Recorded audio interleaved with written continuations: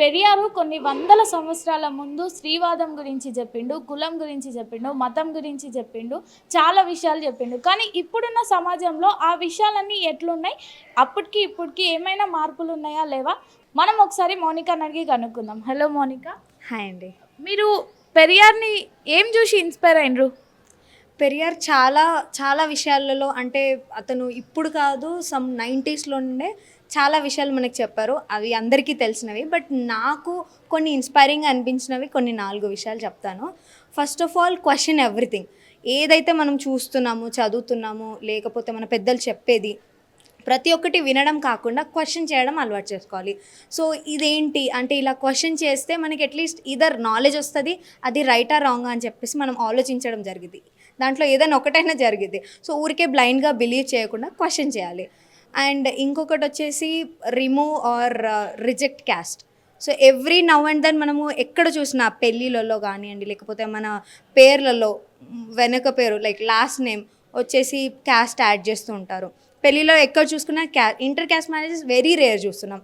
And somehow it is actually increasing nowadays. But yeah, ముందటితో compare చేసుకుంటే it is increasing. Inter caste marriages చూస్తున్నాము. But still it has to be develop. ఎందుకంటే inter caste marriages ఎన్ని జరిగితే అంత better. Because మనం already చదువుకుంటున్నాము and how we are developing a country. పక్క కంట్రీస్లో చూసుకుంటే దెర్ ఇస్ నో క్యాస్ట్, అసలు క్యాస్ట్ అనేదే లేదు. ఇక్కడ క్యాస్ట్ చూస్తుంటే ప్రతి ఒక్కసారి ఈ కులం వాళ్ళే పెళ్లి చేసుకోవాలి. అలా అది కంప్లీట్గా డే టు డే లైఫ్లో కంప్లీట్ రిజెక్ట్ చేసేసేయాలి. అండ్ ఇంకొకటి live with self respect. So ఇప్పుడు ఊరికే ఏదో అంటున్నారు, మనల్ని తిడుతున్నారు, క్యాస్ట్ ఇప్పుడు ఎస్సీ ఎస్టీ క్యాస్ట్ అని చెప్పేసి తక్కువగా చూడడం. సో ఇట్స్ ఓకే నేను ఆల్రెడీ తక్కువ క్యాస్ట్లోనే నేను ఉన్నాను కదా, పోనీ నన్ను తిట్టని అని అలా తుడిచేసుకొని వెళ్ళకుండా సెల్ఫ్ రెస్పెక్ట్తో బ్రతకాలి. ఏంటి అసలు నేను ఎందుకు ఇక్కడ ఉన్నాను, అంటే వాళ్ళు నన్ను ఎలా అంటున్నారు, ఎవ్రీ ఇన్ డీటెయిల్ మనం చేసేది అంటే ఎవ్రీథింగ్ మనం క్వశ్చన్ చేసి సెల్ఫ్ రెస్పెక్ట్తో బ్రతికితే మనం చదువుకున్నాం కాబట్టి we somehow have that. So మనం అలా క్వశ్చన్ చేస్తూ అండ్ మనం సెల్ఫ్ రెస్పెక్ట్గా మనం బ్రతకాలి. సో ఇంకొకటి ఉమెన్ ఎంపవర్మెంట్ అంటే ఎంపవర్మెంట్ ఒక్కటే కాదు. ఉమెన్ మన డే టు డే లైఫ్లో ఉమెన్ని జస్ట్ మనం స్పీచెస్లో చెప్తూ ఉంటారు అండ్ స్పీచెస్లో కానీ టీవీస్లో చెప్తూ ఉంటారు అండ్ చాలా ఉపన్యాసాలలో అన్నీ చూస్తూ ఉంటాం మనం. ఓకే, ఉమెన్ని అంత గౌరవించాలి, ఇంత చేయాలి, అది ఇదని.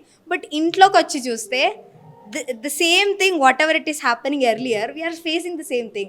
మనము ఇప్పుడు మన సభలో చూసుకుంటే చాలా తక్కువ మంది ఉమెన్ ఉన్నారు, వాళ్ళు రావట్లేదు, ఇంకా అంచబడిపోతున్నారు. అండ్ ఇంకా లైంగిక దాడులు జరుగుతున్నాయి. అండ్ ఉమెన్కి ఇప్పటికీ స్టిల్ ఈ రోజుకి కూడా వాళ్ళకి ఇష్టం లేని పెళ్ళిళ్ళు జరుగుతున్నాయి, ఇష్టం లేనివి అన్నీ. అంటే వాళ్ళకి ఒక డెసిషన్ తీసుకోవడానికి పక్కా వాళ్ళ హస్బెండ్, వాళ్ళ డాడీ ఆర్ వాళ్ళ బ్రదర్ ఎవరో ఒకరు అబ్బాయి తోడు ఉండాలి అని చెప్పేసి ఇప్పటికీ ఇంకా జరుగుతూనే ఉన్నాయి. అలాంటివి జరగకుండా మనం సెల్ఫ్గా అంటే ఉమెన్కి ఫస్ట్ ఆఫ్ ఆల్ పెరియార్ ఎప్పుడైనా ఇది క్యాస్ట్ కానివ్వండి లేకపోతే రేషనల్గా ఆలోచించడం కన్నా ముందుగా 1923లోనే ఉమెన్ ఎంపవర్మెంట్ గురించి మాట్లాడారు అండ్ ఉమెన్ హక్కుల గురించి చాలా పోరాటం చేశారు. అందు గురించి అనే పెరియార్ యాక్చువల్ నేమ్ ఉమెనే ఇచ్చారు గౌరవంతో. పెరియార్ అంటే మహానుభావుడు అని చెప్పేసి 1923లో ఇచ్చారు అది. So that is all. Thank you. జై పెరియార్.